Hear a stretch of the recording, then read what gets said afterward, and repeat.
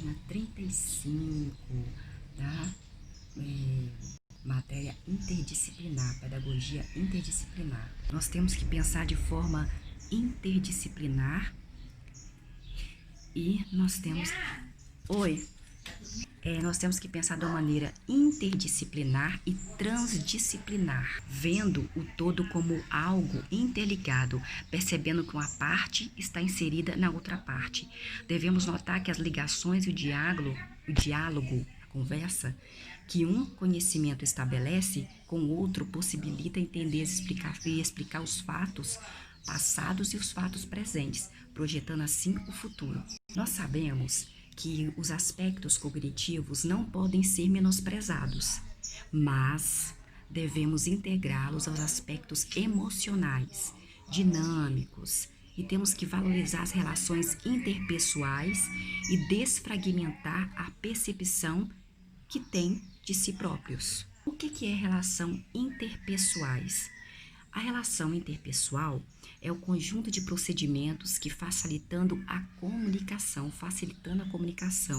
e as linguagens estabelece laços sólidos nas relações humanas. É uma linha de ação que visa ter uma visão sobre bases emocionais e psicopedagógicas para criar um clima favorável à empresa, à escola, a garantir por meio de uma visão sistêmica a integração de o todo pessoal envolvido por meio de uma colaboração confiante e pertinente. Está no livro de Antunes, 2003, página 9. Você sabe que todas essas ações, ela demanda um grau muito grande de afetividade. Gente, é impossível harmonizar o corpo e o espírito com o cosmos sem colocar amor na tarefa que você está fazendo, no seu trabalho, na sua casa, com as relações que você tem com a pessoa, namorado, esposa, família. Todas as relações precisam de afetividade. Além dos aspectos pessoais, como assim, quais são os aspectos pessoais? Os conhecimentos que nós temos, os sentimentos que nós temos, as crenças que nós temos, todos nós indivíduos, o uso competente das nossas habilidades sociais, depende também da situação, do contexto onde ocorre a interação social e da cultura das pessoas, os valores que elas têm, as normas do aquele grupo que você está inserido. E um dos aspectos analisados para que o indivíduo seja considerado competente realmente no seu trabalho, na sua vida pessoal, socialmente, é o fato desse ser humano atingir o objetivo a que se propôs fazer.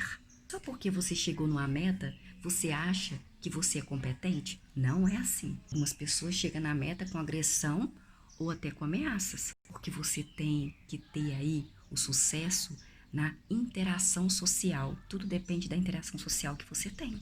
E se você comportar também de forma passiva, afeta a relação. O trabalho em grupo, gente, é muito necessário para as interações sociais. Por exemplo, se eu e uma outra pessoa estamos ali juntos num grupo, se um obtém ganhos e o outro sofre menos perdas do que outros, podemos dizer que é um desequilíbrio aí. Todo indivíduo chega a um grupo com necessidades interpessoais específicas e é somente pelo grupo que elas podem ser satisfeitas adequadamente. Você só vai ver se você tem uma relação boa quando você sabe se comportar em grupo. Quando você não quer tudo só para você, que você acha que só você é o melhor naquele grupo. Não. Nós temos que ter interação entre as pessoas. Sabe por quê? Porque o trabalho em grupo, em equipe, né? Você provavelmente trabalha em equipe de pessoas. Ele exige perseverança de você, da sua parte. Existe uma superação da sua parte, existe comprometimento da sua parte, existe uma motivação, uma cumplicidade, disciplina, ética e hábitos positivos no trabalho. Então, assim, é muito importante você saber ter uma interação social na sua vida, em qualquer âmbito da sua vida. Fritzen, no seu livro de 2002, página 11, ele diz o seguinte, que todo indivíduo, ao entrar no grupo, ele preocupa-se inicialmente com a inclusão, depois ele segue para o controle. Finalmente, ele procura satisfazer sua necessidade de afeição naquele grupo.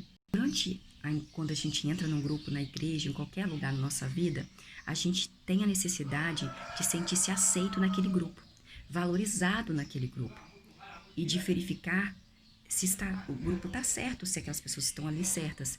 Após essa fase, surge a necessidade de influência e de definir as nossas próprias responsabilidades naquele grupo ali.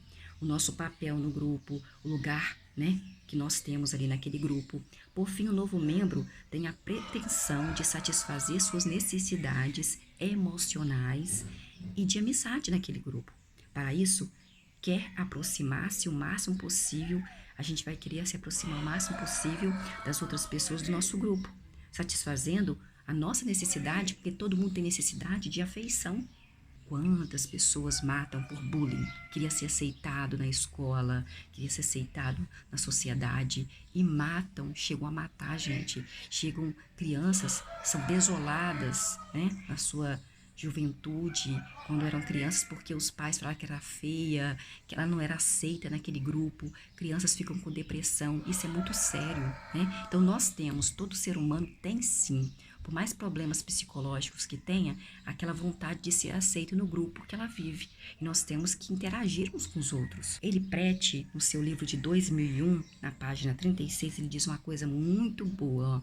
Duas pessoas ou mais coerentes, que são coerentes no pensar, que são coerentes no sentir e são coerentes no agir, tendem a pautar-se pela honestidade nas suas relações, garantindo confiança mútua, tanto de uma quanto de outra, e troca de estimulação positiva, fortalecendo assim dessa maneira o compromisso entre essas duas pessoas. A interação, gente, ela possibilita o desenvolvimento da nossa competência interpessoal com outras pessoas, com o social, que aflora a inteligência emocional. A inteligência emocional é muito importante. Ao interagir com a outra pessoa, muitas vezes será preciso lidar com a emoção, com a frustração e com o equilíbrio.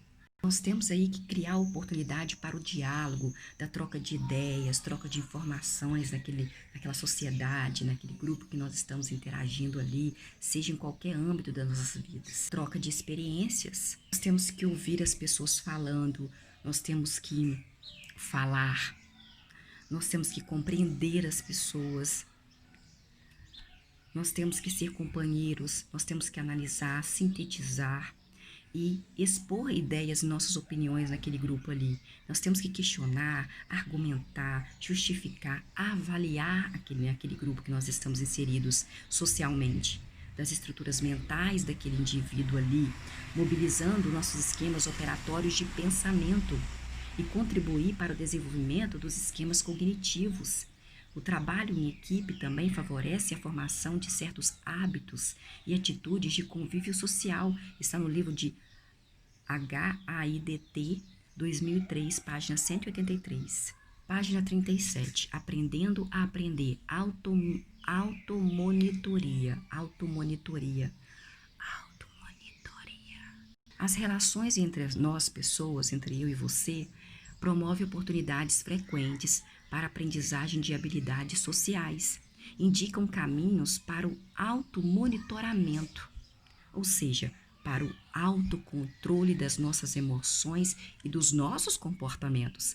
Nós devemos aproveitar os momentos de interação com as pessoas para treinar o controle sobre a impulsividade que temos sobre os seus impulsos, os meus impulsos, para observar as outras pessoas, para refletir sobre a situação que nós estamos e assim aprendermos a aprender em todas as situações que experimentamos e que estamos vivendo. Olha que blusa bonita, gente. Isso aqui, ó, é tudo pedrinhas mesmo, ó. Olha, que blusa linda. É tudo assim, não é tinta não, é pedrinha mesmo, ó, tudo. Olha que coisa mais linda, gente. Por isso que eu gosto de brechó, porque tem cada peça que eu vou falar pra você, tá? E é caríssima. Olha que coisa mais linda. Mas o que é, Luciana? Automonitoria.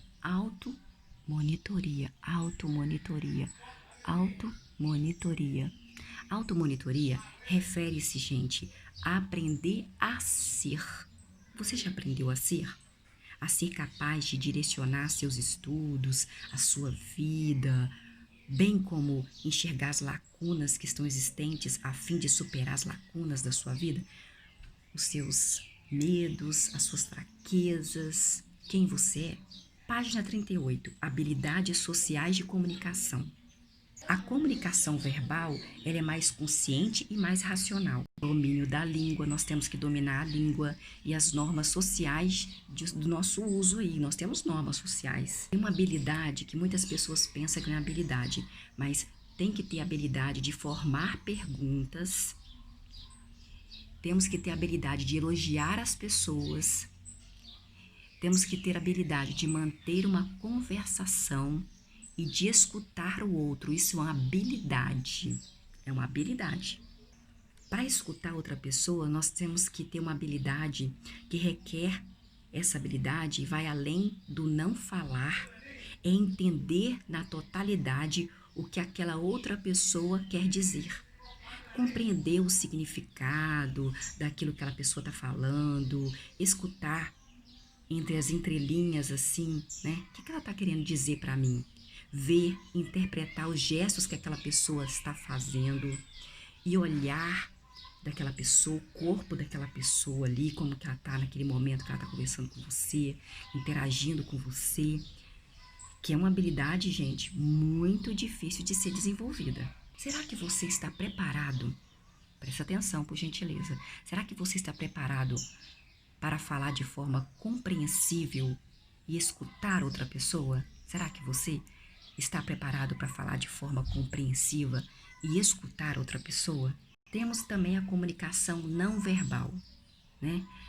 A comunicação não verbal, ela complementa, ela ilustra, ela substitui e algumas vezes ela contradiz a comunicação verbal que aquela pessoa está tendo com você.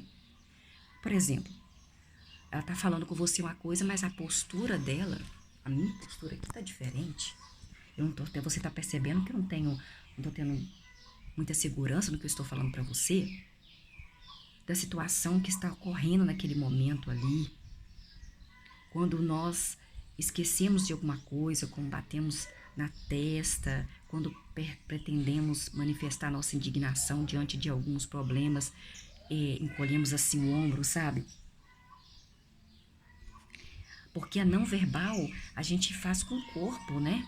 Os gestos do olhar, a gente às vezes, algumas vezes a pessoa tá mentindo, quer olhar para dentro, fica olhando pro lado, porque tá mentindo. Então tem aquela ali, a comunicação não verbal, com o corpo, com o olhar, com todo em si, sem ser a comunicação falada, né? A verbal. Porque há pessoas, gente, que verbalizam, falam uma coisa e o corpo e os gestos dela comunicam outra coisa. Porque o nosso corpo, ele fala o tempo todo, os nossos gestos, o nosso olhar, a nossa voz, a nossa postura corporal, ela fala o tempo todo. Página 39, habilidades sociais de civilidade. Essa classe de habilidades, ela refere-se ao desempenho razoavelmente padronizados de acordo com a cultura, de acordo com as normas e os valores daquele grupo que nós pertencemos. Porque a cultura é que fala se aquele hábito é bom ou se aquele hábito é ruim. É a cultura. Porque cada grupo tem uma cultura diferente. Para eles pode ser uma coisa que para minha cultura é boa, para eles é ruim. Tem que ter habilidade também de cumprimentar uma pessoa. Nós temos que ter a habilidade de se despedir de alguém, de agradecer alguém. É uma habilidade também. Tem pessoas que têm essa habilidade, outras que não têm. De cada cultura diferente, nós temos que ter habilidades de nós podermos, assim, estarmos perto de pessoas que têm a cultura completamente diferente da nossa. E se forem utilizadas essas habilidades com exagero, criando um clima muito formal, podem ser identificadas pela falta de flexibilidade e autenticidade dessa pessoa, enquanto sua ausência pode ser encarada como falta de educação. Habilidades sociais de defesa dos direitos e da cidadania. A habilidade que possuímos para a defesa dos próprios direitos que nós temos e também dos direitos das outras pessoas que elas têm também, pode ser traduzida em direitos interpessoais. São exemplo desses direitos interpessoais O reconhecimento como pessoa diante da lei. Você é uma pessoa, eu sou uma pessoa diante da lei.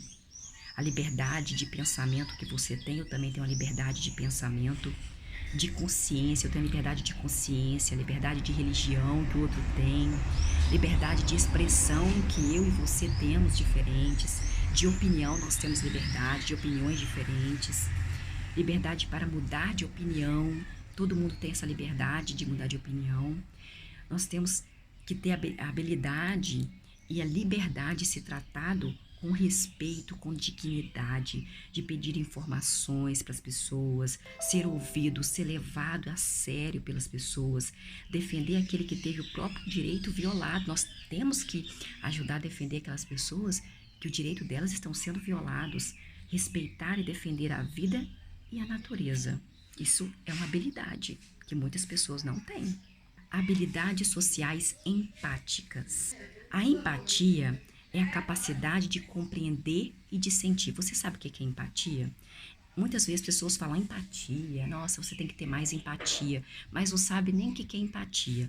Empatia é a capacidade que nós temos de compreender, a sentir e colocar-se no lugar da outra pessoa em uma determinada situação e saber transmitir ao indivíduo o que ele sente. A empatia acontece em uma relação mediada pelo afeto. A definição de empatia agrupa 3 componentes: o cognitivo, que é compreender e interpretar os sentimentos e pensamentos de outras pessoas; o afetivo, que é reconhecer a emoção da outra pessoa; e o comportamental, que é expressar sentimento, expressar compreensão relacionados às dificuldades ou os êxitos de outras pessoas. Quando eu ou você recebe empatia de outra pessoa, a gente se sente apoiado, né? Confortado, consolado, em uma necessidade de compreensão e afeto. Todo mundo necessita de compreensão e de afeto. Não vem me dizer que você não precisa, não, porque você precisa também, eu preciso e você precisa também. Uma vez que essa habilidade, né, envolve sentimentos de ternura, de amizade, a empatia, ela envolve sentimento de ternura, de amizade. Não podemos correr o risco de enfatizar por demais o cognitivo, não. Pois ao nos ater ao emocional, nós podemos formar pessoas intelectualizadas, porém desequilibradas. Muitas pessoas são intelectualmente muito inteligentes, mas são desequilibradas nas emoções. As relações que temos de empatia com os outros é uma melhor compreensão da maneira de ser da outra pessoa. Eu tenho a minha maneira de ser, você tem a sua maneira de ser. Nós temos que compreender que nós somos seres diferentes e você tem que ter empatia. Você tem que olhar e falar assim, nossa, aquela pessoa trabalha tanto, aquela pessoa tem tanta coisa para fazer, aquela pessoa tem as dores dela, eu tenho que compreender isso. Página 40, habilidades sociais de trabalho. Hoje, o mercado de trabalho, gente, ele tem um modelo de organização bem diferente do antigo, né? Porque tudo passa, tudo se modifica. As habilidades sociais profissionais são cada vez mais requisitadas. Um profissional que consegue conciliar o trabalho com o meio social que ele vive, com o lazer, com a família, é considerado um profissional completo e não alienado. Nisso, a equipe que nós trabalhamos com ela, nós podemos ter ali a preservação de quê? De falar com elas, de conversar, de direitos, de respeito mútuo, bem-estar da equipe, o respeito aos direitos de cada um da equipe, falar em público, resolver problemas, tomar decisões, mediar conflitos. Habilidades sociais educativas são aquelas intencionalmente voltadas para a promoção do desenvolvimento e da aprendizagem da outra pessoa, em situação formal ou informal. Em certas situações, por exemplo, a escola, que pode representar a principal preocupação aí. Outras situações pode ser na família, que pode ter uma função apenas de complementar a educação daquela pessoa, das habilidades sociais que aquela pessoa vai ter. Podemos destacar como habilidades sociais e educativas a criatividade das pessoas, a flexibilidade que elas têm, a observação que elas têm do outro, a análise dos progressos obtidos naquela equipe, a apresentação de novos desafios que temos aí na equipe, a clareza na exposição das ideias e dos conteúdos. O trabalho em pequenos grupos constitui uma das condições para a promoção de habilidades sociais entre as pessoas, para o desenvolvimento de atitudes e valores de respeito, de tolerância, de cooperação com os outros e principalmente de solidariedade, que é muito importante. Habilidades sociais de expressão de sentimento positivo. Ela é sem dúvida, essa habilidade sociais de expressão de sentimento positivo, que mais dependem dos componentes da comunicação não verbal. Elas estão relacionadas a valores, a atitude das pessoas, da sua atitude, da nossa atitude. São as que mais requerem coerência entre os nossos sentimentos, os nossos pensamentos e as nossas ações. Vamos dar um exemplo aqui. Ao fazer e manter amizades. É uma habilidade. Fazer amizades e manter amizade é uma habilidade e tem sido considerada uma das mais importantes habilidades da vida social. Pessoas sem amigos encontram mais dificuldades para enfrentar surpresas da vida, sejam elas relacionadas a qualquer âmbito da sua vida, trabalho ou relações amorosas até. Disciplina, pedagogia interdisciplinar. Página 41. Expressar a solidariedade. Considerando-se os novos modelos da sociedade agora e de culturas que nós temos agora, novos modelos de sociedade e de cultura, a solidariedade é considerada um elemento importante. A solidariedade é muito importante para relações saudáveis, que compreende desde a identificação com o outro, eu me identifico com você, até a disposição para oferecer ajuda para outra pessoa. Te oferecer ajuda porque eu me identifico com você. A dimensão da solidariedade entre as pessoas alcança a atenção com os seres vivos, as necessidades do nosso planeta, em todo em geral. Cultivar o amor. O que é cultivar o amor? O sentimento de amor, gente, é um dos mais esperados no dia a dia das pessoas. Quem é que aí não espera por um sentimento de amor todos os dias? Você espera. Eu espero um sentimento de amor todos os dias.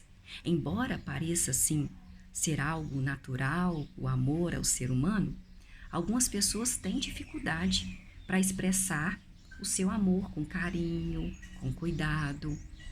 Essa expressão não diz respeito somente à comunicação verbal, não, mas também aos gestos e carinhos físicos. Algumas vezes, algum toque, pode ser até assim, ó. Assim. Prete, 2001, página 101, no livro dele, ele diz a respeito assim, gente, eu tenho um pouco disso, vou ser sincera com vocês. As dificuldades em dar e receber carinho podem estar associadas a diversos fatores. Quais os fatores? Eu tenho esse problema aí, muitas vezes da minha vida. Algumas vezes eu acordo e eu penso assim, não, hoje eu vou falar com aquela pessoa assim, com você, olha, eu amo você, você é uma pessoa, né, legal, você é uma pessoa maravilhosa, mas quando chega na hora eu fico meio que estagnada, sabe? Então, Prete, no livro dele, que ele escreveu em 2001, na página 101, ele diz assim, as dificuldades em dar e receber carinho podem estar associadas a diversos fatores. Quais fatores? As nossas crenças, a sua crença, a minha crença, nossos preconceitos, a nossa ansiedade associada às experiências mal sucedidas nessa área aí de demonstrar sentimento, que é o meu, né, no meu caso aqui, é porque igual meu pai e minha mãe, a gente nunca teve, assim, dentro de casa, não fui criada para ter aquele sentimento de carinho, de amor pelo outro. A gente não tinha esse diálogo em casa, nós não tínhamos, né, essa coisa de demonstração de carinho, de amor, de afeto na casa.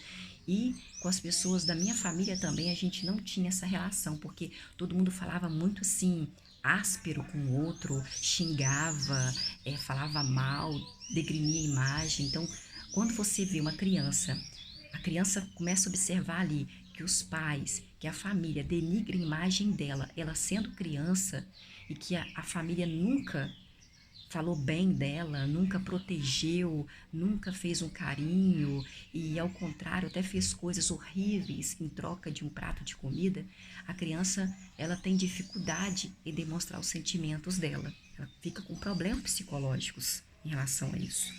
O uso de vivências em programas de treinamento de habilidades sociais. Tem um treinamento de habilidades sociais e você vai aprender aqui comigo. Por exemplo, quando você tem que trabalhar em grupo. Quando a gente trabalha em grupo, a gente tem que dar apoio àquele grupo, né?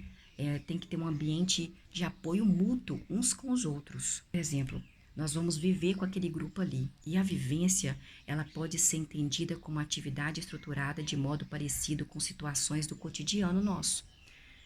Então, a vivência, ela mobiliza sentimentos. Quando você vive com outra pessoa, tem que ter sentimentos, tem que ter pensamentos, tem que ter ações com o objetivo de suprir ou constituir habilidades sociais em programas de treinamento em grupo. Portanto, as vivências devem propiciar momentos significativos que articulem aspectos cognitivos, emocionais, comportamentais, oferecendo aos participantes daquele grupo oportunidades de observação, de avaliação, de reformulação, quando for o caso, dos comportamentos sociais adequados a cada situação. Para você trabalhar, para mim trabalhar, para nós todos trabalharmos em grupo, olha, é uma habilidade trabalhar em grupo. E nós sempre estamos trabalhando em grupo, sempre estamos num grupo de pessoas ali nas nossas relações, o tempo todo nós estamos em grupo. E nós precisamos aprender a conviver com as pessoas, tá? A gente tem que aprender a conviver com as pessoas. Nós temos a necessidade de aprender a conviver, partilhando emoções com as pessoas, as nossas frustrações delas e as nossas frustrações, as nossas ansiedades, tanto da pessoa quanto da nossa ansiedade, dos desejos que nós temos que são diferentes, das nossas alegrias, disponibilidade que temos, né? Será que você está disponível tal momento, o outro não está? Da caridade, né? Caridade é uma palavra tão bonita, né? Da caridade que nós temos, do respeito de vida que o outro tem. Você tem que respeitar a vida que eu tenho que respeitar a vida que você tem. Página 42, a estrutura das vivências. Estrutura das vivências. Elas são caracterizadas como específicas e complementares. Elas indicam as principais habilidades pretendidas com a aplicação da nossa vivência. As nossas vivências são propostas a partir da intenção de desenvolver habilidades, desde as habilidades mais básicas até as mais complexas, mais dificuldade. E serão treinadas as habilidades de processo, pois são importantes para que o grupo se conheça e para que esse grupo crie um clima educativo entre uns e os outros. Entre as principais habilidades de processo, podemos destacar a habilidade de observar, de descrever comportamentos, de elogiar uma pessoa, de fazer e responder perguntas, de desenvolver sentimentos positivos em relação às outras pessoas, participantes do grupo, o facilitador de grupo, questões técnicas e éticas. Tem pessoas que têm habilidade de condução de grupo, hein? De ter pessoas que facilitam ali o diálogo entre os grupos. O facilitador deve dispor de habilidades para mediar interações educativas, como observação, empatia, coordenação de grupo, com relação à ética. E é fundamental o facilitador do grupo pautar-se pelos princípios da solidariedade, da aceitação e pelo respeito uns com os outros. Os povos primitivos, eles começaram a trabalhar em grupo ali no teatro, né? O teatro é um trabalho em grupo, tudo é um trabalho em grupo. Tem mais de uma pessoa, é grupo. Era usado um ritual ali sagrado no teatro, dedicado aos deuses, como o deus do vinho, o deus da fertilidade, deus das fontes da vida, deus do sexo. Com o passar do tempo, aquelas pessoas ali vão adquirindo formas mais sofisticadas, mas sempre usando a encenação do teatro. Aristóteles, gente, quem não conhece Aristóteles? Aristóteles foi uma das primeiras pessoas a salientar os efeitos da expressão dramática sobre as paixões humanas, as nossas paixões humanas, quando se refere à tragédia. Ele ressalta que por meio do temor, pelo medo, no meio do medo e da piedade, é purificado as paixões existentes em nós, seres humanos. Rousseau, ele destacou aí a necessidade de socialização do ensino por meio da formação de grupo. Rousseau lhe disse que nós devemos fortalecer a individualidade de cada um.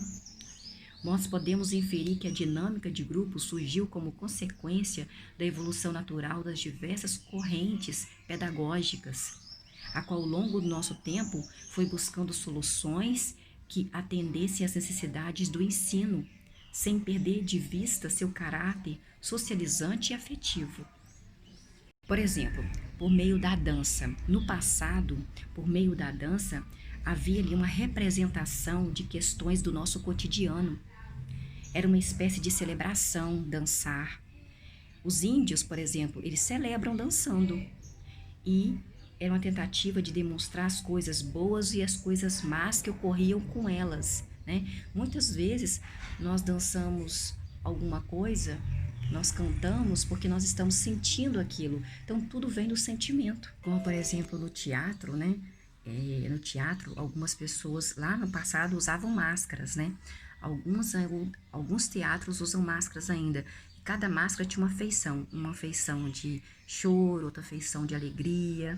Então, quer dizer que o que a gente demonstra pelo corpo também é uma comunicação não verbal, mas é uma comunicação. E a máscara eram usadas pelos atores gregos que tinham o nome de persona. E ela tinha a função de atribuir aparência ao ator do teatro e ampliar a sua voz. Do verbo personare, significa soar através de, falar através de, designado papel social ou interpretado pelo ator. Um médico, ele que nasceu em Viena em 1919, o nome dele, Jacob Levi Moreno. Jacob Levi Moreno, ele é criador do psicodrama. Ele nasceu em 1892. Ele formou-se em medicina. Ele desenvolveu um método diferente de Freud, exatamente por colocar os seus pacientes juntos, em grupo um dos outros. Aí, né, terapia de grupo. Ele usou aí o que chamou de psicodrama terapêutico. É muito interessante, não para aí. Presta atenção, por gentileza, para ajudar a sua vida. O psicodrama terapêutico, ele consiste numa terapia profunda de grupo, tendo a dramatização como centro do processo. Muito interessante isso, achei. Permitindo que você e eu, o indivíduo que está com problemas ali, porque todo mundo tem problema, exteriorize, coloque para fora o seu problema, representando o seu sentimento, tipo assim, como se fosse contar uma história, mas é o problema dele. É como se fosse um teatro, mas ele estava colocando para fora todos os seus sentimentos, todos os seus problemas. Nesse processo, o indivíduo participa da representação de um problema real que ele tem dentro dele e de uma pessoa presente no grupo. Mas pode ser que ele mesmo represente ele mesmo. Esse médico, Moreno, ele buscou por meio dos jogos, do teatro e das dinâmicas, trabalhar questões pedagógicas para rever ou reforçar um conhecimento. Mas tem que se criar um ambiente acolhedor ali. A dinâmica em grupo, ela é uma disciplina dentro da psicologia social que busca leis e técnicas que aumentem a aprendizagem dos grupos, bem como entender o comportamento dos indivíduos trabalhando em grupos, e, ao mesmo tempo, estuda o comportamento individual de cada pessoa, quando elas estão inseridas naquele grupo. Quando você está inserido num grupo social, você ali, a gente estuda, né? Sem querer o comportamento. A gente começa a perceber que o comportamento daquela pessoa é daquele jeito tal, é assim tal, individual, porque quando a pessoa é individual, tem sentimentos individuais, comportamentos individuais. Gente, é tão bom esse médico, Jacob Levi Moreno, porque ele fala que quando as pessoas fazem essa terapia em grupo, elas tornam-se pessoas mais autônomas, desperta o seu poder pessoal, há um fortalecimento do seu eu, trabalham conceitos de cooperação, de solidariedade, de amor, de amizade, de autoestima, entre outras muitas aí. As pessoas ficam menos agitadas, menos agressivas e prestam mais atenção nas outras. Muitas pessoas estão fazendo cursos de relações humanas. Este curso, ele é para que esse curso de relações humanas?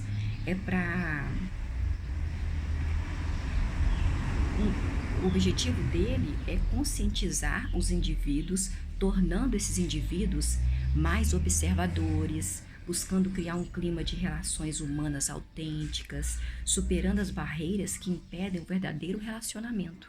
Fazer com que esses indivíduos se conheçam de verdade, despertando valores, né, pessoais que modificam as atitudes daquele ser humano, favorecendo as relações interpessoais uns com os outros. Essa terapia, né, em grupo, ela funciona mais ou menos a 20 a 50 minutos. Pretende também, com essa terapia em grupo, despertar o espírito de solidariedade, de confiança mútua, a fim de criar um ambiente de sinceridade, de solidariedade, de amizade, e algumas técnicas ainda buscam estimular a interiorização pessoal, o interior da pessoa, objetivando conscientizar o indivíduo de suas limitações, de seus hábitos, de suas inclinações negativas, porque nós temos inclinações negativas, todos nós. Aí tem várias técnicas inseridas aí, técnicas. A primeira técnica, nós temos técnicas aí que são utilizadas para esse grupo, essa terapia em grupo, que é a técnica quebra-gelo. A técnica quebra-gelo, ela tem o objetivo de aliviar as tensões do grupo, aproximar as pessoas, desinibindo aquelas pessoas para elas falarem, para elas colocarem para fora o que elas estão sentindo. As pessoas chegam com as suas preocupações naquele grupo, com as suas ansiedades no grupo, em relação àquele grupo também, ansiedade e preocupação. Meu Deus do céu, estou nesse grupo novo, não sei o que vai acontecer com a minha vida, meu Deus, será que eu vou morrer nesse grupo? Será que eu vou conseguir falar? Será que eu vou conseguir me expressar? Então surge a necessidade de congregar e se conseguir confluência mental para que o grupo possa se aproximar um dos outros. Isso, quebrar o gelo de início, que é fundamental. Depois nós temos a técnica de apresentação. Essa técnica de apresentação, ela é um diálogo espontâneo, verdadeiro das pessoas que estão naquele grupo e partilham-se sonhos, falam dos sonhos que elas têm, de seus trabalhos, dos seus gostos, onde elas vivem. E são as primeiras informações a respeito da pessoa para o grupo. Elas fazem essa técnica, né? Ela faz com que as pessoas se identifiquem umas com as outras, ou mostrará os diferentes caminhos percorridos por cada uma das pessoas do grupo. Técnica de integração. A técnica de integração, ela ocorre por meio de dinâmicas que favorecem as relações interpessoais e trabalham com a comunicação, pois o diálogo afasta a indiferença. Os exercícios induzem as pessoas a pensar suas atitudes, a pensar no seu ser em relação aos outros. Desenvolve a questão de empatia, tão divulgada ultimamente, que é a empatia, né? Todo mundo, mais empatia, por favor, mais empatia, por favor. Mais empatia, por favor. Também, nessa terapia de grupo, nós temos as técnicas de animação e relaxamento. Técnicas de animação e relaxamento. As técnicas de animação e relaxamento, elas eliminam tensões, eliminam cansaço, eliminam ansiedade e outros sentimentos ruins que as pessoas têm ali no grupo. A técnica de capacitação, técnica de capacitar. capacitação. Essa técnica de capacitação, ela pretende ampliar a capacidade de observação e esclarecer as atitudes dos participantes daquele grupo, quando é proposto o tema, o conteúdo, a principal atividade. Deve ser utilizadas dinâmicas que facilitem a reflexão das pessoas do grupo e o aprofundamento dessas pessoas do grupo.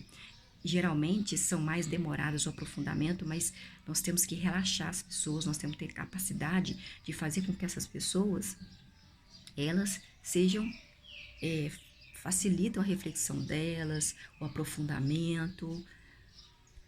Também nós temos a técnica das liturgias, né? Que é algo místico, algo sagrado, como Deus, falar de Deus no grupo. Ao usarmos essa dinâmica de grupo, nós temos que auxiliar as pessoas à interação uns com os outros daquele grupo, na expressão, na solidariedade, nas questões intrapessoais, nas interpessoais, que vai favorecer a desinibição. A pessoa não vai ficar inibida, né, com vergonha, a autoestima da pessoa e a comunicação daquela pessoa com as pessoas do grupo. As dinâmicas ajudam o indivíduo a se relacionar de maneira afetiva uns com os outros. Página 52. O animador das dinâmicas deve manter a disciplina, né?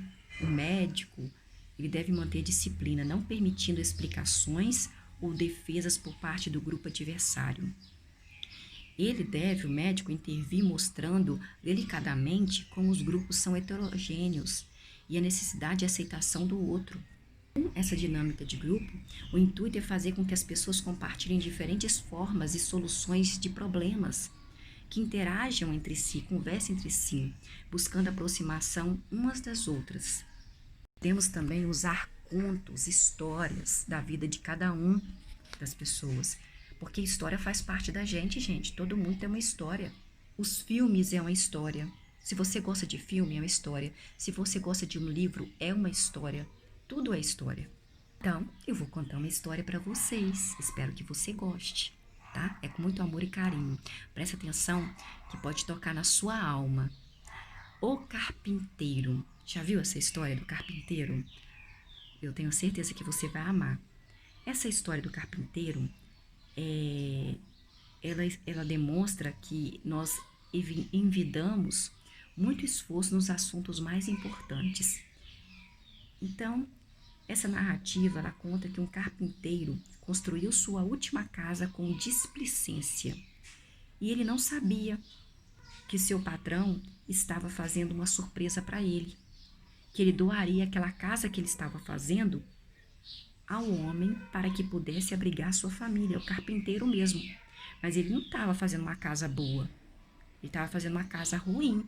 Ele achava que a casa não era para ele, era para outra pessoa, mas era uma surpresa do patrão. O patrão mandou ele fazer aquela casa para ele, que ele ia dar de presente, de surpresa para ele. Mas ele estava fazendo a casa mal feita. Outra história que vale a pena ser trabalhada é As Pedras Grandes e o Vaso. Nessa narrativa, As Pedras Grandes e o Vaso também nos remete à atenção que devemos ter com as nossas prioridades. Relata a história de um professor de filosofia que, para demonstrar a importância de seus segmentos certos, os conceitos que ele tinha, apanha um vaso com várias pedras de tamanhos diferentes, areia, e solicita aos seus alunos que coloquem todo o material dentro daquele vaso, areia, pedra, dentro do vaso. O objetivo é deixar claro que esse material, se não for colocado ordenadamente no vaso, não caberá dentro do vaso. Então, vimos a necessidade de priorizarmos o mais importante em nossas vidas, porque senão não vai caber tudo na nossa vida, né, gente? Então, nós terminamos aí a nossa primeira unidade. Tem a unidade 2. Nós voltaremos.